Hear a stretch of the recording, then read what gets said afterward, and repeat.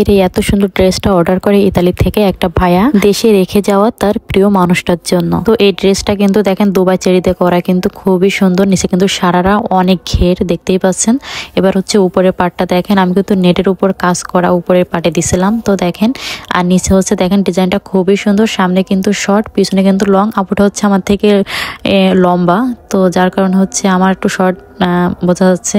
তো আপুটার পুলো অনেক সুন্দর হবে। তো দেখেন অনেক বেশি কিন্তু ঘের ছিল।